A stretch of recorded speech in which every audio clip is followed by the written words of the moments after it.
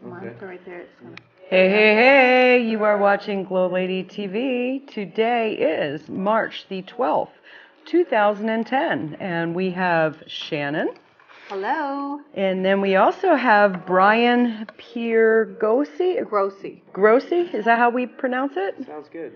The big glow. You know how we like to glow around here? Well, we got the big glow today. Bigger than the GLoLady glow? Yeah. Yeah. He wrote a book. And the book is The Big Glow.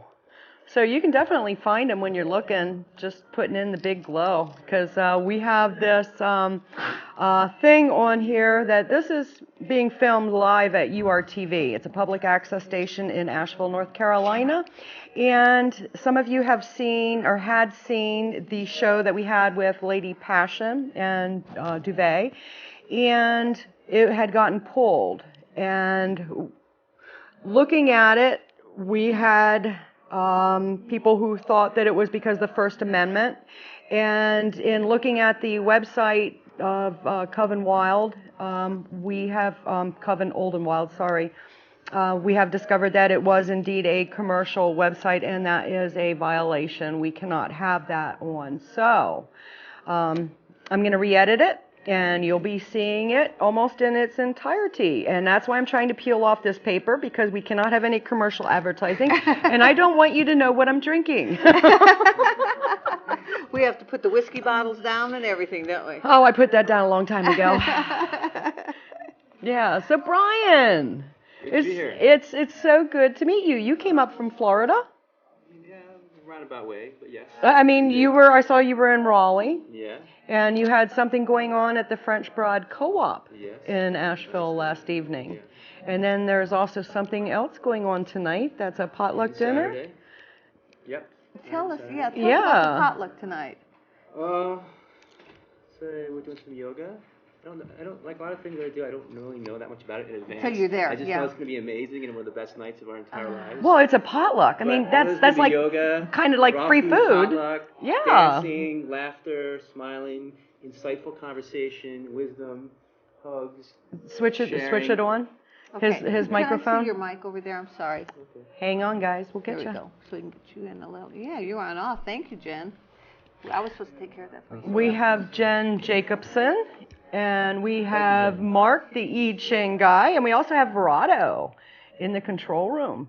We have almost like a full staff today. This is like, woo, we're honoring you. We are plotting a revolution. So anyway, I don't always know all the details of things. I just know it's going to be an amazing event when I do something, and open to the moment and embracing the moment. But I do know some things. I don't know there's going to be yoga, there's going to be potluck, raw food potluck, there's going to be dancing, there's going to be laughter and smiles and hugs and insightful conversation and sharing of wisdom and love and joy. And that's tonight where? That is tonight, I believe it's called the Sacred Embodiment Center Okay. in Asheville. Yeah. Cool. Yeah. And what And time then- is that? 7. 7? Okay. 6. And then tell us about tomorrow night. Then tomorrow night, same place. It's going to be my workshop, Big Glow, Discovering the Light Within, and I'll be sharing some things on we'll talk about in more detail coming up here. But there's ways to discover the radiance within ourselves and the empowerment within ourselves, and the peace and the passion within ourselves, and the self-realization and spiritual truth within ourselves. So I'll be sharing some things on that, and then guiding some other people in that as well, and having some meditation exercises. And then there's gonna be a kirtan band afterwards. And that is? That is I don't know their name. I don't want to get their name wrong. Right. But there's Is it a type of music? Is that what? what is kirtan? Kirtan is a type of music. Yes. Yes. What That's kind- what is from based out of India. Oh, Where it comes okay. from, yeah. Okay, I think I know exactly Yeah, it's what a it is. spiritual, devotional type of music where you chant. Yeah. You chant back, yeah. Okay. I think don't we have a CD with something like that on it, Mark? The recent one you got, and I can't say where you got it at. And it's more of a chanting than an instrumental, is There's that? instruments too. Yeah. Yeah. You heard it Interesting. where we were at, and then you bought it. Oh, Yeah, but you can't say what it is. it was a general ambiance. Egyptian music. Oh, Egyptian, Kind of okay. generic. Close enough. Close enough, right. Gonna have lots They're on of the same fun planet, anyhow. so, you know. Yeah, Because yeah. we're a lot closer than we think, aren't Yeah, we? yeah, that's right. But it was your attitude that had first attracted me. And then when I saw that you were going to be in Asheville, it was like, oh, can you please come on the show? What about Brian's attitude, exactly? Oh, he kind of let's like has tell, an I guess. attitude kind of like mine, where it's like he lives by divine. You know, it's the going with the flow, the seeing the pattern, the being happy. I mean, that's a big part of it. Yeah, being in the moment. It all starts with being in the moment and being in the now and embracing the now, because the big realization is the sense that, and it seems simple, but it's a life-changing realization that it's always right now. It's never not right now. And can you think of a time, and can anybody who's listening or watching the show, can you think of a time when it wasn't right now? You know, and you're always in the now. Even if you're thinking about the future or you're thinking about the past, you're thinking about it in the present.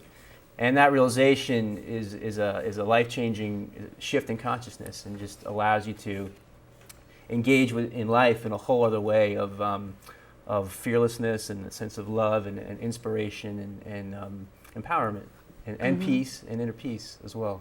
Yeah. I know that we have problems when we look in the past, and we have problems when we look into the future, because it's, oh, what we did in the past, or, oh, it's going to be like this in the future, instead of embracing, you know, what it is right now. You know, Yeah. that's a challenge. I That's a think big that- challenge. And you know, what I was thinking of was it's that fear of the future too, because that can interrupt your present if you're always afraid of the future. And you know, so sometimes we do that. We think the what ifs. Is the glass half empty? Is it? You know, if we could always look at it as half full, wouldn't life be better? Yeah. I call that slaying illusionary dragons. So there's a sense of, you get in your mind, you start thinking, well, what if this happens? And if that happens, that leads to, if this happens, and then if this happens, what that happens, and you're getting so much anxiety and stress about these events, and all of a sudden you say, wait a minute, none of that's actually happening. I'm making all that up in my mind. And so there's, you know, you're trying to slay these dragons that don't even exist. They're illusionary, you know, Yeah. and when we realize that, we come back to present, and we can deal with what is in front of us. And usually what is in front of us is usually quite simple to deal with. Now, do you believe in the thought creates form when we're thinking about, you know, this happening, that happening? Are you also one of those where, you know, if you concentrate on a certain thing and you invest your energy into that we manifest it? Well, there's no separation. So what you realize is that there's no, and there's a lot of movies out with quantum physics now, and these things that show that there's, scientifically and spiritually, there's no separation between the observer and the observed. So it's even like a false question. There's a certain point where it's like there's no separation to even decide who's affecting what or what's affecting who. There's just one. There's Because just it all one. flows together. And we are that one, but then the question is, what is the degree and the level of our presence and our awareness in this moment? Because the degree of our level of awareness and presence in this moment affects everything, you know? So the observer changes the observed. So just by looking at something, it's not the same as if we weren't looking at it. And then the question is, of course, how are we looking at it? Are we looking at it in a positive light or in a negative light? Like a good example is you think of a child. If you have a child and if you're looking at them and with scorn and disgust, and you know, that really affects the child in a negative way, where if you're looking at them with love and adoration, then that affects them in a really positive way. Right. And then children are exposed to that on a daily basis. So just the level of attention and awareness that we're giving to anything, you know, people or a project or a situation that we're in, we don't realize the level of empowerment it's really, and that's what the book is really about. It's this realization that it's not the thing. We think it's the thing initially. We think it's the external thing, but it's the way that we look at the thing. Yeah, the way we perceive it in our consciousness. So as long as we, in looking at something, can see it from different points of view, of course we get a better understanding of it, but it makes it easier to deal with. Yeah, and also the really miraculous thing is, like with the child, when we change the way we view the thing itself actually changes because of the way we view it. So it's really amazing to that point where it's just like it's like a flow. It's like this energy of that's moving and moving, and there's not really any. You realize there's not really any barrier or separation at all. That sense of interconnection to the point where there's just a harmony, a oneness of life. You know, I bet that a lot of things are bouncing in my head as you're talking, but I bet that is very true, say, in a hospital environment too, or an environment of people that are sick and are afraid. In how we walk in and we react to them, if we look at them and say, with that look on our face like, oh, you look terrible, then they feel terrible. Their mindset. But if you look at them and you smile and you're real positive in the way you look at them, that would definitely take them to a different level. So maybe we don't realize sometimes in life how we are responsible in making people feel bad or good, just in the way, in that second, how we look at them, how we react to them. Yeah, that's a good example. Yeah, it's all about responsibility, you know, because when we're on these, you know, before we have these awakenings, we're in this state where we think, you know, why are people doing this to me? And why is this person, you know, why is God doing this to me? And why is life so unjust and unfair to me? And when we're in that mindset and we're thinking of things that way, then that's the way they look, because that's the way we're thinking of them. But when we realize that we can look at things a different way, then things start seeming a different way, you know? So it's the realization is that responsibility that starts within ourselves in the way that we're perceiving in the consciousness that we're bringing in to the world, and it starts in the moment and in the now. Because that's another thing is people they'll listen to this and they'll say, well, that sounds good, but when I get to this point, or when it's not, you know, it's always in the future. You know, for a lot of people, they think about in the future at some point, and the place of empowerment is that there is no future. There is no future. It's now. It's now. Yeah, now's the time to make the change. And when you get to that kind of place, that's when things really start happening. You know, you're saying yes to this moment. I think I can do that with Brevard. I think you probably could, Lisa, really. I think you really could. Yeah, I live in this town, and I know Brevard, actually. do you? Yeah. Okay, so Yeah. then you know that they're pretty well a damn you if you don't take my God kind of town. Okay. I know there's a lot of musicians there. There's a lot of musicians there, yeah. and I love Brevard, and I just like being me, and I will not conform to who and what they think I should be. And I, you know, like having guests who are controversial. I like bringing out subjects that are taboo, and it's like, unless we look at the whole picture, you know, we're only stuck on this one mindset. And when you have a lot of the authority figures in the town saying, you know, again, damn you if you don't take my God, and, you know, you're no good because you have certain gifts that are considered bad. Like you can't do astrology or numerology because that's the devil's work. And it's like, you know, how can I try to bring a light into this town where they're taught to fear, you know, people who have different mindsets than they do. Yeah.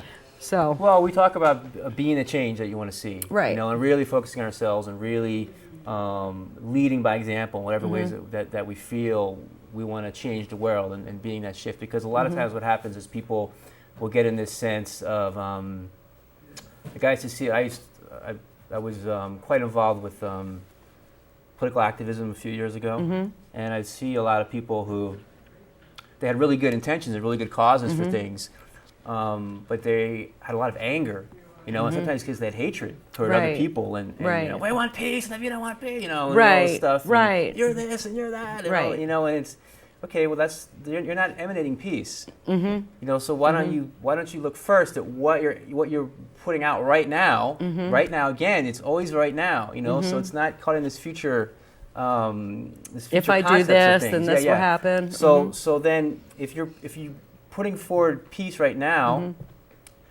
then that's the best chance for other people to resonate with that peace and to see that and say, oh, I see, this feels better to be like this person is. They're an example that I can follow. But it doesn't. And the other aspect is it doesn't mean, you know, ultimately we can't control what other people do. Right. So we just put it out there and we allow people who are ready to rise up to that level to rise up when they're ready and trust that everything is flowing in the divine order, and that there's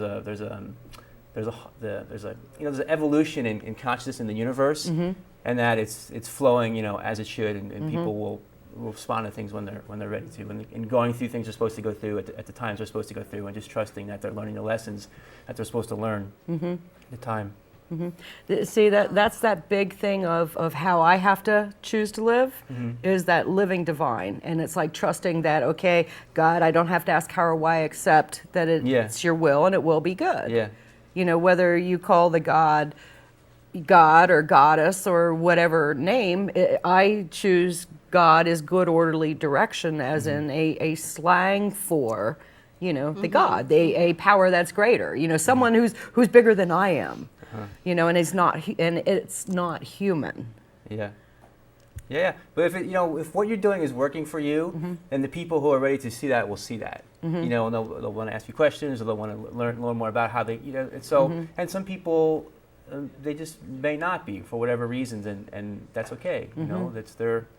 That's their prerogative. Yeah, but there's a lot of times what happens is we're so focused on trying to change people that are resistant to us. Right. And there's all these people over here that they love to hear what you have to share, but they can't see it because we're so focused on people that are resistant to us. It's kind of like when you have a child that is no behavioral problem at all, and you should spend time with them, though. I mean, but they really don't need your guidance right then. But you're so busy with the one that is causing trouble that sometimes you don't see that person over there that's just crying out to you at the same time. Just and not much attention. Just this is good. Smile is good. A wave. I find people really react to just a little wave when you go in some place. It's just it takes them out of their fear zone if they're in a fear, especially kids. Oh yeah, waving, smiling. Brian was there. This is so deep, but yet at the same time, it's so deep, and at the same time, it's such common sense if we really thought about it.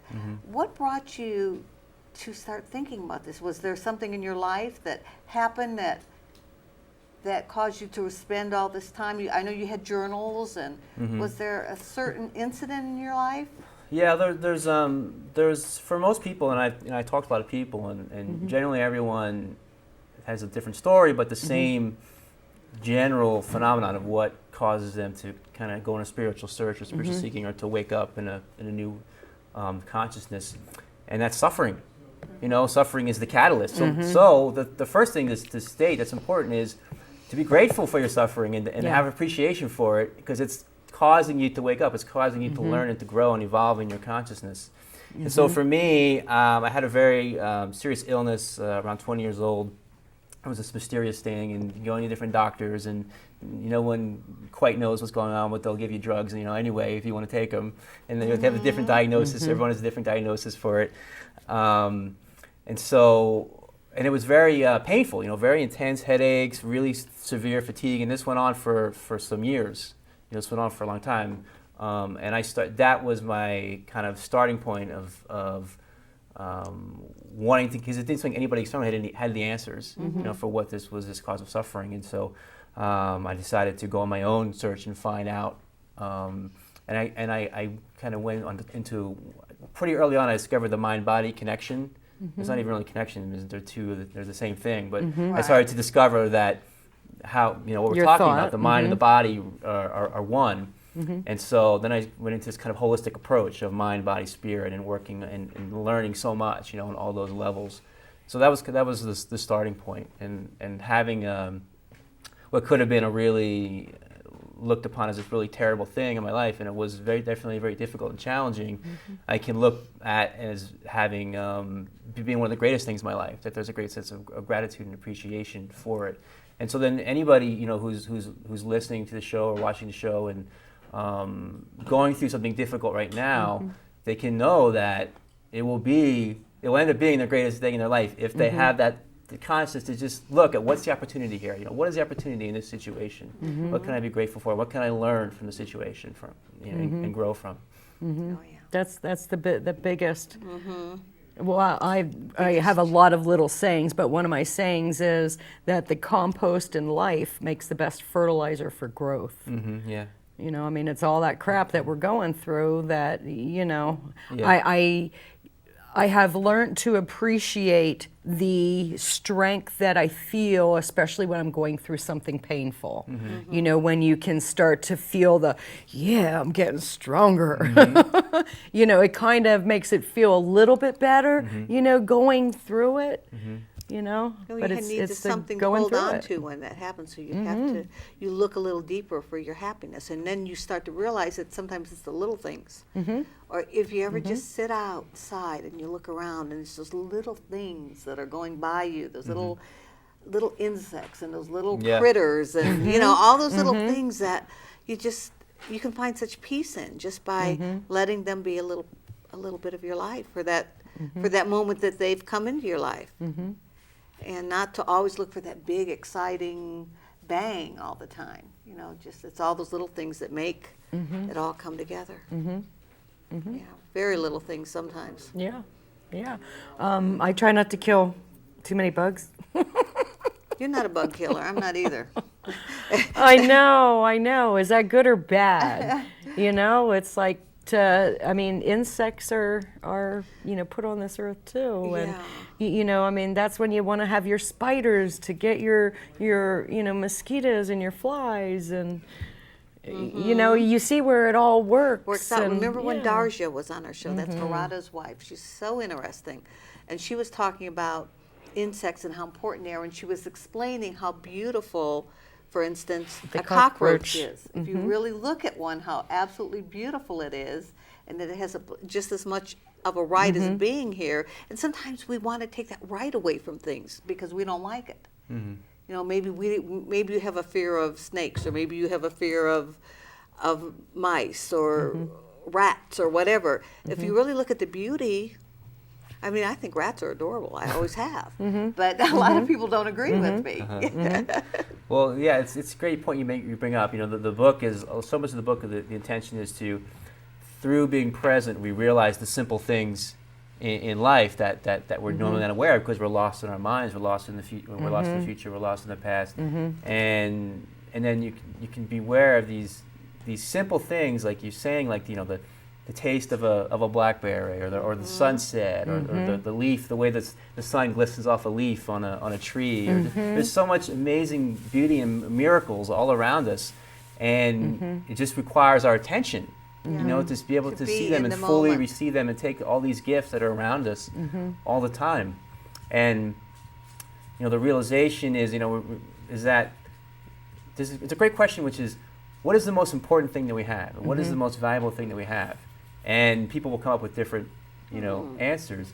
But when you think about it, the most important thing that we have is our attention. Because everything starts from there. Whatever our attention is on, that's what brings everything into the light. So it changes. You know? The most important thing can change throughout the day. Yeah.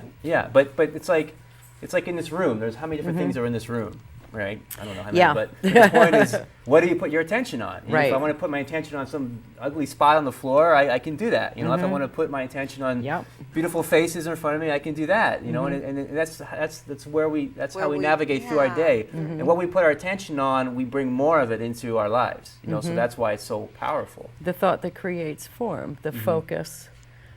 Yeah, right, you know, it's interesting because there's a lot of different passages in different religions who talk about the same thing. You know, so the thought creates form, ask and ye shall receive, knock and it shall be opened.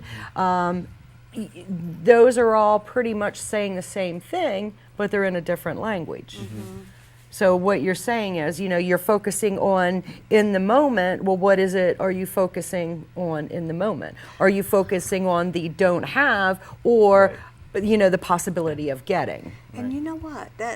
This is bringing up a lot of things. If you think about it, everything we do, we complicate in life. Okay, so say we've got this, you've just started a new class and they hand you this book, this huge book, and you're thinking, already you're putting up those barriers and thinking, oh no, I'm going to flunk this. I'm never going to make that. But if we would just go into the moment and read each little sentence and then stop for a second and think about it, it's not a big challenge. It's not a big mountain. It's just how we climb the mountain. So if we choose to not say, oh, look I'll never know when I'm supposed to know this page here. If we just go to this page and concentrate on each sentence, we get to that page and it fixed itself. So why do we complicate Yeah. things so badly throughout life? Let me see this. Yeah, it's our minds. You know, I was at a Living Arts College in Raleigh, which is digital arts, and some students there are involved in film, and I was asked to speak there a few nights ago, and talking about some principles of success. You know, I brought up the movie Avatar, which is a huge, Hollywood, right. several hundred billion, whatever, $1 million production, Right. and you look at that. If you're an aspiring filmmaker, you look at a movie and say, "How do I ever make a movie like that?" You know, I have a vision of something, I have an imagination of something, but how could I ever acquire the money for that, or the technology and the actors and all this? But the people who made that movie, you know, it's just one little step at a time. Maybe it's writing an email right now, or maybe it's making a phone call That's right right. now, or asking someone if they want to be a part of the project. And you know, step by step, if we just take the steps in front of us, before you know it, we look back, whatever the project is that we all have different projects that we're involved in our lives or would like to be involved in. And if we just take the simple steps in front of us each moment, all of a sudden we look back and, wow, look, I can't believe how far I've come. Right. You know? Yeah, Right. Where if you just look ahead, it seems too daunting, and you forget the whole thing. You know? And what you're saying makes sense to me too. I've always wondered at the Oscars or any awards, you always hear them saying, "Thank so and so for believing in me," and that's really what you're talking about too. Yeah. Is you send out the email and they kind of believe that maybe that could happen, and so it is a lot of that kind of made sense to me just then when you said that, because I just watched. Of course, I always watch Oscars. I'm stuck on them, but so many of the acceptance speeches, that's what they said. Thank so and so, and it might be somebody that you never know the names of the people they're talking about. Yeah. So that might mean somebody that was like at a store down from their house when they first started talking about it, or somebody that was in the park one day when they just visit with. That somebody along the line started believing, gave them that positive feedback, and it's all those little beliefs in us that make us grow quicker. Well, here's another one in here. And this is out of The Big Glow. Insight, inspiration, peace, and passion. And this one, number 81. Because he was unable to accept his life spontaneously, he made it into a problem. And it's like, yeah. I mean, if you don't know how to go with the flow, and I mean, I'm getting pretty good at going with the flow. I mean, it does get very painful when you try to, this is the way I want it, and this is the way it is. And you can't accept that this is the way it is, instead of this is the way I want it. You know what else is even more amazing? It's only when you fully accept the way it is that you can actually have the chance to make it the way you want it. Because if you're not accepting the way it is, Right. You can't change your it. resistance to the moment, Right. you're not even dealing with it. You're not even, but once The you energy actually that you're embrace what's wasting. happening, it's like if someone, like say an example of like someone gets a flat tire, on the road driving, and they're cursing and swearing, kicking the car, or shouting at people, all kinds of. They can't even address the situation because they're resistant to what is. But if someone else, same situation happens, they say, "Oh, I have a flat tire." Okay, that's the reality of the situation. Now there's all kinds of possibilities. You can call, tow truck, AAA. You can call a friend. You can look if there's a spare tire in the back of the car. It's not that big of a deal. In fact, there may be something. There's a story that I heard once about, and this is just to make the point that a guy was same situation. He's in the car, gets a flat tire. He has a business meeting. He's trying to go to an airport to go to a business meeting. So he's really upset and swearing and all this stuff, and really aggravated, and getting grease over his suit, trying to change the tire, and finds out he's missed the plane and is even more aggravated, and then gets to the airport and finds out that the airplane he was supposed to be on crashed. Right. Oh, You know. wow. Right. So it's that realization Yes, that realization that don't be so sure of things. Be open, embrace the unknown. That what's coming to you may not be a bad thing. Right. It may be the Right. best thing that ever happened to you. And just being in the flow of life, like you say, and embracing things without that kind of rigidity. I had that happen to me. I was rushing and I was late, and then the road is closed, and dang it, You know, if I would have left on time, that could have been me that was killed instead of yeah. someone else. Yeah. It was a head-on collision, and that's why it was closed when I got to the. And it, I mean, so you really do start And it's to. adjusting our minds, you know, you just sometimes have to take a breath. And so many things in life. For instance, my mother has Alzheimer's. And so I have the privilege of being with her every day, and I look at that as a wonderful privilege that I'm her caregiver. I want this more than anything. And sometime throughout that day, there's so many parts of the day that she doesn't recognize me. She doesn't know who I am. She's upset. But then there's that moment where I look at her and I see her smile, or I see her happy, and I think, gosh, you know, I have to be so thankful for every second that I have with her. And so to get all wound up in those bad seconds, or those seconds that are hard on her, if you can just keep turning it around and just maybe just rub her on the face, and she will respond. She will respond at times, and I think that's what you have to do throughout the day. You just have to look at those and say, okay, so we've had a bad morning, or she's having a bad morning, so we might have maybe 10 minutes out of the hour of each day that we have a good 10 minutes, and that's what, to live in it right now, that's what I need to do. That's what I need to accomplish for her. Not worry about those other, but just, you know, what we can do each day to make it. And sometimes it's just sitting there with her and smiling, or listening to her, you know, her music over and over and over again till I know every single one of the words of the songs she likes.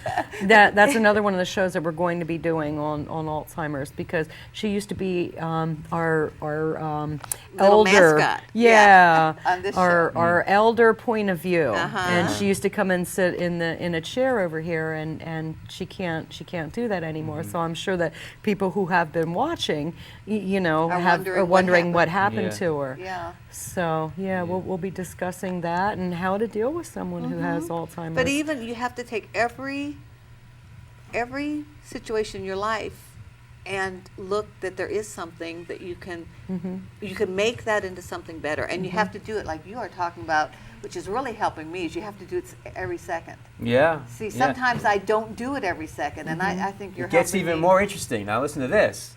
You don't have to do it every second. Only this second.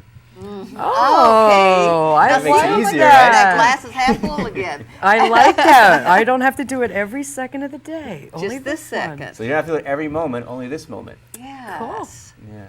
That makes it It simpler. does. I mean, Because that there's keep really it only simple, one moment, and sweetie. it's this one. You know, and then that's a whole different shift in consciousness. And in here, 106, make every day your prayer. I like to say that I constantly live in communication with. It makes it so much easier. Or I try as much as possible when I can do it. I don't know if it's as much as living in the moment as what you're talking about, other than accepting that, okay, you know, in this moment there is only love. You know, one of those, what do you call it? Affirmation. Thank you. Yes, that word. Because I mean, otherwise, there's times when, you know, I'm not alone. I'm not the only one who gets driven crazy out in the real world. You know, there's a lot of people who are just starting to wake up and to understand, and who still have all that anger because of, you know, someone did this, someone did that. I mean, you know, I deal with out where I'm at, and it's like, you know, why? You know, am I supposed to make a difference, and what kind of difference can I make? Go ahead, tell me.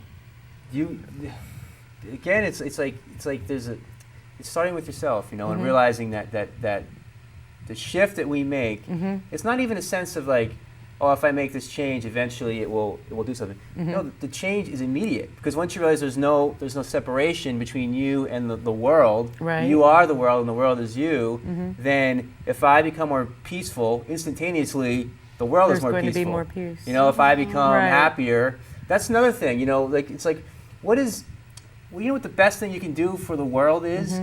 To enjoy your life. You know, because if you enjoy your life, then we can't give people what we don't have. So if we have a sense of joy within ourselves, then we can give that to everybody. You know, like right now, whatever kind of energy and vibration we're emanating on the show, we're giving it to everyone who's watching the show, and it's a great gift. But if we don't have it in ourselves and we're trying to make everybody else have it, Right. then You can't- we're going backwards. It's Right. a backwards approach. You can't give you know? away what you don't have. Right. Brian, when you were ill, and before, when you first started with the illness, Mm-hmm. did you, as it progressed, and you still didn't know the answers, Mm-hmm. but it was progressing, did you start to come at more at peace with yourself? Yeah, because there's like acceptance, you know, there's that acceptance, that embrace of what is. And so a lot of times when you feel like that's like the ego wants to control everything. Right. So on the ego level, you feel you don't have any control, then there's a different kind of peace that enters, you know, and allows you to be at peace with the moment. And then, but then it's like this, again, it's like this kind of paradox, because the more that you become at peace with the moment, you do have more empowerment, because everything is, now it's like the gateway to everything. Everything's happening right now. So the more that you embrace and you're at peace with this moment, you do have more. Eckhart Tolle, who's an author, he has the term the power of now. You know, so there's a great power in, but it's different than the ego thinks it is. It's a different kind of power. It's the spiritual power of, you know, this consciousness, not trying to control and manipulate circumstances externally, which isn't going to work ultimately. Now, is he one of your teachers? Yeah, he's great. Yeah, he's. Who are some of your teachers? He would be the top. When people ask me who I recommend, he's the number one as far as like his. The way he puts things is exactly how I would express them, and he expresses things in a really simple. Because I think what's important right now is a new modern spirituality for this culture, you know, and that's what I feel and passionate about, and that's what I feel like I'm here bringing forward, and I'm just, you know, I'm at the beginning of a messenger. great journey here ahead. Yeah. And because a lot of people, you know, they might grow up in a certain religion, and then they reject that religion, and then they'll adopt religion of another culture, and it's like exchanging one rigid belief system for another rigid belief system with a different, you know, I mean, now you're wearing different clothes and you're talking different words, but you know, it's the same, it's the same game, you know, where what, and the other thing too is that people are using a lot of books that are talking about, you know, sheeps and stuff that people can't relate to in the modern world so much, you know, herding sheeps and whatever. So we need stories, like we're telling, we're using some stories here and some examples and some metaphors that are for the 21st century in America, you know, that we can relate to. And I think it's time to really to share that. And we can definitely have great appreciation for all the paths that have come before, and there's still a lot to be learned and appreciated from those paths. But there's something new that evolves out of it, because everything evolves, you know, and spirituality evolves too. But just one last point, you know, which is really interesting, is that there is this evolution of spirituality where it's constantly shifting, and then there's a paradox, because at the same time, it's like timeless, spaceless truth. Like it's something that it was the same truth was true 10,000 years ago as was It's true always now, been as there. true 10,000 years in the future. So that's true, but it's also true that it evolves. So it's like this paradox where they're both true at the same time. So it evolves in the way it's in the culture. It evolves in the conscious, in the way that we perceive it and understand it and express it with stories and words and Book. Yeah, Perfect. and something else that I always say, excuse me, is about the symbolism. You know, when we're looking at, you know, whether it's this religion, that religion, but it's looking at the symbolism, the story of, where the stories are similar to, and not, you know, because I mean, there's a lot of stories in many religions that say the same thing, but they're in different words. They're in different languages. Well, that's an important realization, you know, that there's all these paths lead to the same truth. They're different expressions of the same. So we don't have to fight each other. We don't have to, because if you go deep enough in any of these traditions, you'll find these universal truths in there. Yeah, there definitely is. It's very yeah, we're showing very your peaceful book. being around you. Thank you. Yeah, I feel very. I mean, it's like it's almost like you don't have to be afraid. If you're just in the moment, you don't have to be That's afraid. right. That's it. And That's it's it. like with the big glow, well, of course he has to be good. you know, I mean, But I mean, I really didn't sit down here expecting that to happen. That he was going to be so cool. Yeah, well, it was cool, but I mean that I would be so peaceful, in talking about this, and it would make so much sense, because sometimes we'll have authors on or people on, and until you've really sat down and read the book, for them to just sit here and give an outline, you don't quite get it. But you explain it so you get it, and that makes you want to read the book all the more, because then you're already going into the book knowing understanding what you're saying, instead of getting halfway through and understanding it. Right. When you were, I know I'd asked you about how long this process was, because the book is so interesting, the way he has it laid out. It's very easy to read, and it's very easy to concentrate on each sentence in the moment, so to speak. Well, And- each one, it's like if you even just get one of the stories or the sentences or how you have this laid out, and just to think, to meditate on just one of these. Right, that's the intention. Is that's how you? Yeah. It's a way It's not really to sit down to read the whole book all the way through. It's more or less to sit Well, you and can read the whole book. I mean, I recommend that. But there's actually in the beginning, the introduction, they talk about, this is not a fast food book. Take your time, and sometimes 2 words will have you going for weeks. Or 2 sentences. Right. So you just go at your own pace and have a meditative relationship. It's like a relationship you're forming with the book. And it's your own personal relationship, and it's not something to rush. It's something to just at certain points, if there's something you need to digest or process, to just sit with it for a while. But all these are just so interesting. I mean, did you every day did these things come into your mind, and then you just wrote them out? Like, the man who's not ready to die for love is not ready to live for it. I mean, that's so profound. Now that's and the way it's put, one. you have that gift of putting it so that the it words makes sense, and it goes right where it's supposed to go, because we don't have 2 hours to think about that. We're in the moment. It's direct. It's immediate. It's direct, and that's what I like. Everything I'm looking at is like a direct hit. And I mean that in a good way. Yeah. Where are you going from here? As in, what are your, I mean, outside of the moment, please, but your future, where do you see yourself? Do you have any type of, this is where I would like to be in a year? This is what I would like to be doing. Are you being my life coach now? No, it's a good question. Oh, well, no, I mean, when you are, when. Okay, I'll tell you. So there's several different things. I mean, there's a lot of things. So that's the interesting point too, is that it doesn't mean that you don't have visions or you're not imagining things. Right. Because we're creating our future in the present again. So like, you're actually you're envisioning and imagining right now, and then that makes those things into being. And you're not waiting to envision and imagine them. And so I feel like I'm really in alignment with my heart and my deepest sense of passion and meaning and inspiration. So a lot of it's just furthering what I'm starting, and like I said, I think I'm just at the beginning, and there's a lot more ahead. So still writing and life coaching and workshops and retreats and all these things, with further levels and steps along the way. And I also see community. I see we have an online community too, by the way, the Big Glow online community, and that's just a place for people to come together and connect from around the world and feel like they're alone. Now that one doesn't have you can only have so many members on that one, right? No, anybody can. Is that a Ning one? Yeah. The big, because we can talk about that one. Yeah. No, I'm sorry. I mean, I get excited over things like that. Yeah, that's on Ning. That's right. That's a Ning site. So that one's the big glow. Yeah, they can find it through me online. Okay. All the stuff they can find through me online. Well, you're easy to find. So just search the Big Glow. Yeah. Brian the Big Glow. Yeah. Pure. I have it spelled correctly. PIER. PIERGLO. That's correct.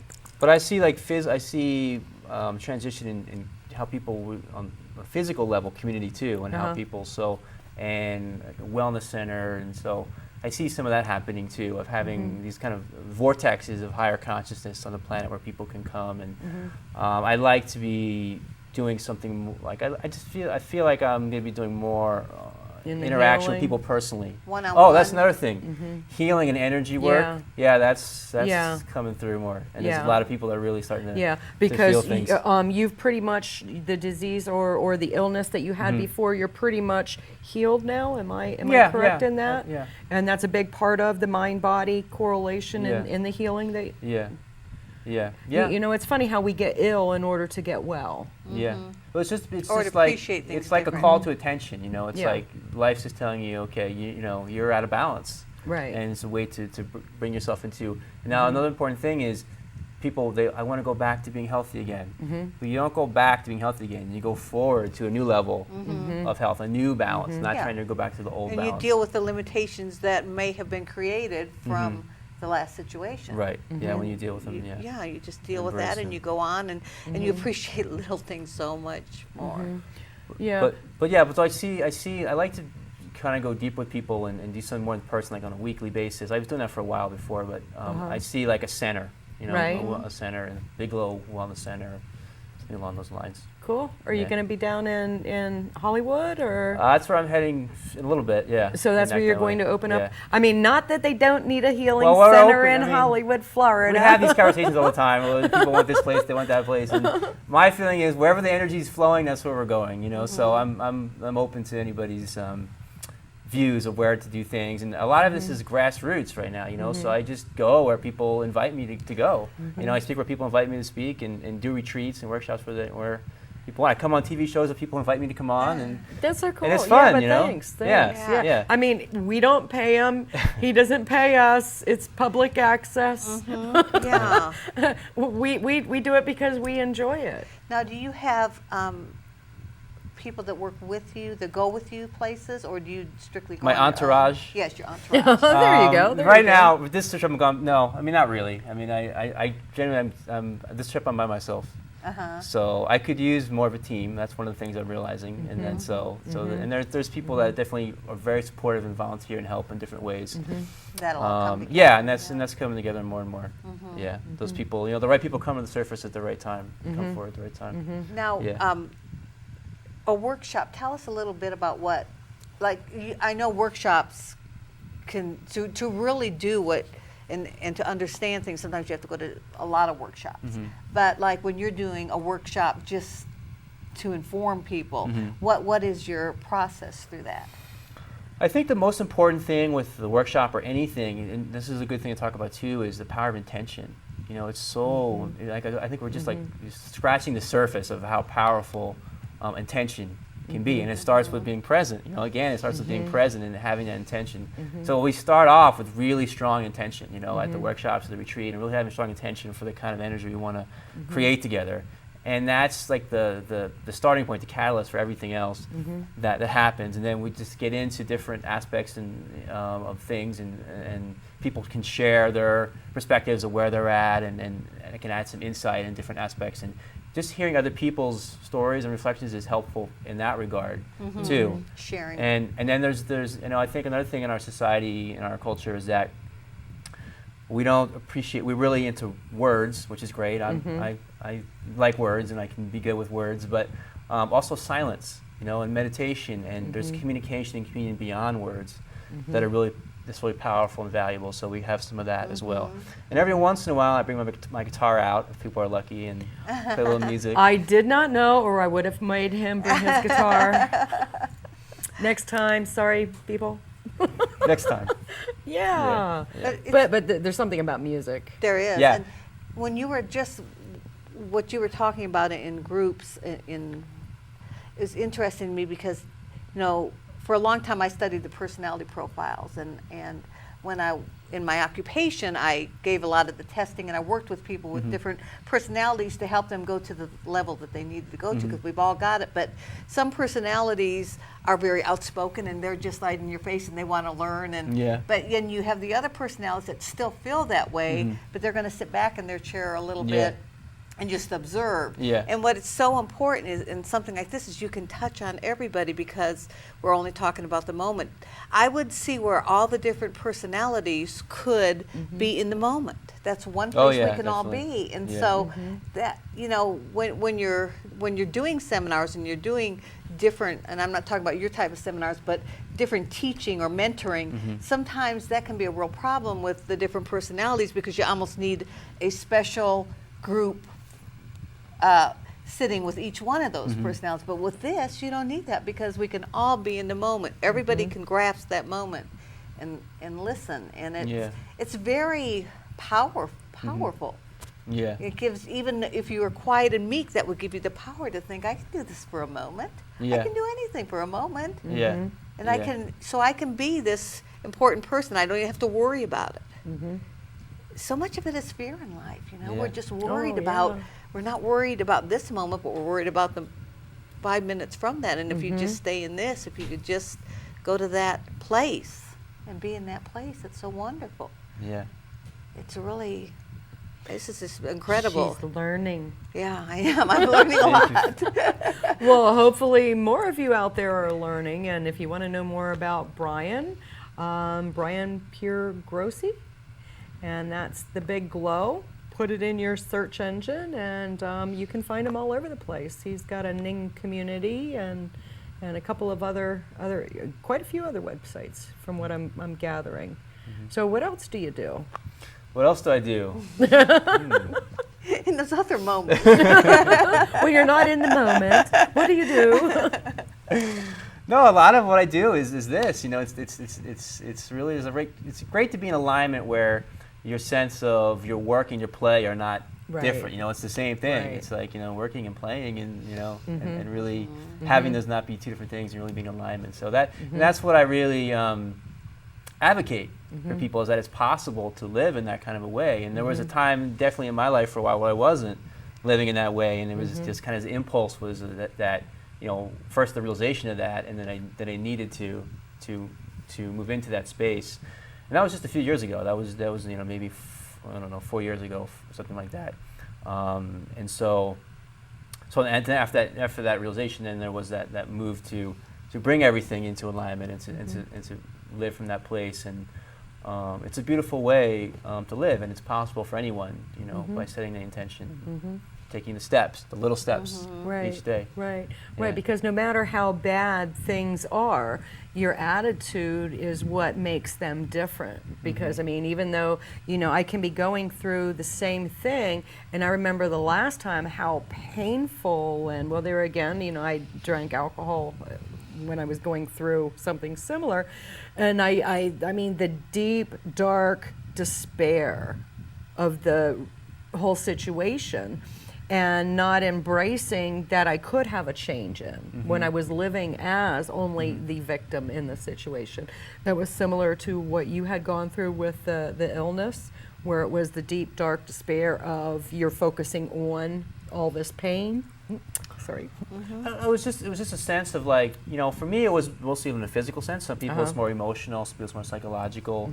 But you just reach this point where it's just like, you know, I can't do this anymore. Right. You know, that's the basic Right. point you come to. Right. And it's like, I need to find a different way of doing Right. things. And that's when there's that kind of vulnerability and humility opens up to, and things can start to move into your life that bring that new level of awakening into your life. Yeah, the dark night of the soul. I like to say before the caterpillar becomes the butterfly, you know, the pain that we have to go through in order to emerge, you know, to metamorph. And you know, sometimes through talking about things like this, we realize that our attitude is one thing that nobody can take from us. You know, we can really control that. A lot of things in life we can't control, but the attitude and the way we view things and the way we look at things, we can really choose that, and that's such a great gift, and sometimes we forget it. We'll let other people control it, or other situations control it in our lives, instead of just saying, wait a minute, I can make this glass half full right now. Yeah. Even with a drop in it, I can make it half full. Freedom. Such a great. He's given us the peace sign. He's over there. given us the peace sign, and I'm vibrating in Peace my and love, pocket, brother. and that was Or does that Donna. mean 2 minutes? Yeah, 2 minutes. Oh, okay. And that was Donna, the tool girl, that had just called me, and I can't remember what this funny saying that she told me, and it's like, oh, I'm going to use that on the show.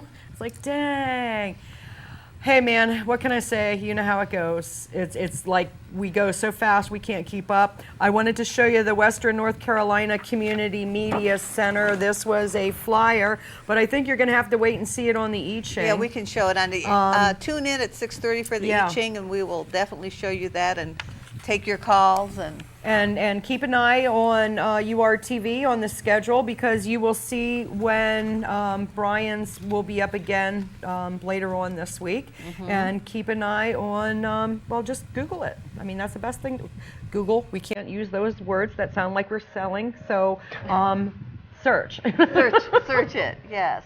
Yeah, and thank you for joining us. We really appreciate it. Brian, again, Such a thank you privilege so much. to have you on. I mean, with us. it goes. I mean, when you have great people, it just, Yeah, you do. It does. every week when we come in, it flies.